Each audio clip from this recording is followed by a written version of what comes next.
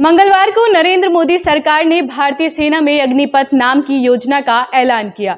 इस योजना के तहत छोटी अवधि के लिए सेना में नियुक्तियां की जाएंगी। इस योजना का मुख्य उद्देश्य देश में बेरोजगारी कम करने के साथ ही रक्षा बजट पर वेतन और पेंशन के बोझ को भी घटाना है। हालांकि सेना में अहम पदों पर रह चुके कुछ लोगों ने इस योजना पर चिंता जताई है। तो वहीं अखबारों ने सरकारी सूत्रों के हवाले से कहा है कि इस योजना का मकसद लगातार बढ़ रहे वेतन और पेंशन के बोझ को कम करना है।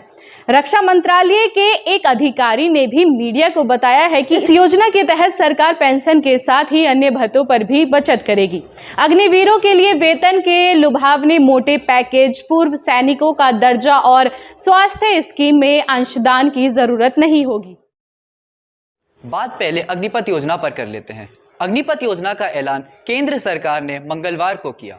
इस योजना के तहत सेना में युवाओं को 4 साल तक काम करने के लिए मौका मिलेगा।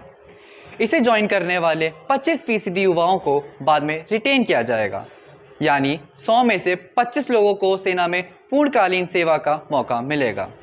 इस बीच कांग्रेस, टीएमसी और आरजेडी जैसे दल इस योजना का विरोध करने लगे तो बीजेपी भी अग्निपथ के सपोर्ट में उतर आई। रक्षा मंत्री राजनाथ सिंह ने कहा कि इस योजना से रोजगार के अवसर बढ़ेंगे और देश की सुरक्षा मजबूत होगी। रक्षा मंत्री ने युवाओं से अग्निवीर बनने की भी अपील की है। उनका कहना है कि अग्निवीर 4 साल की सेवा के बाद रिटेन किए गए 25% सैनिकों को कहा जाएगा। बहरहाल इस पूरी योजना की अगर बात करें तो कुछ ही बातें जो स्पष्ट समझ आती है, और वो ये है कि अग्निपथ योजना में 4 साल के लिए युवाओं को सेना में भर्ती किया जाएगा।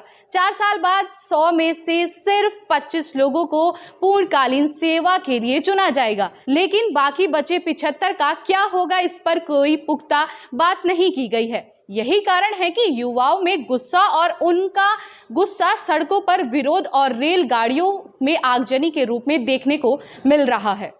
तो इस रिपोर्ट में फिलहाल इतना ही। आप हमारे साथ बने रहिए और देखते रहिए न्यूज़ पोर्ट।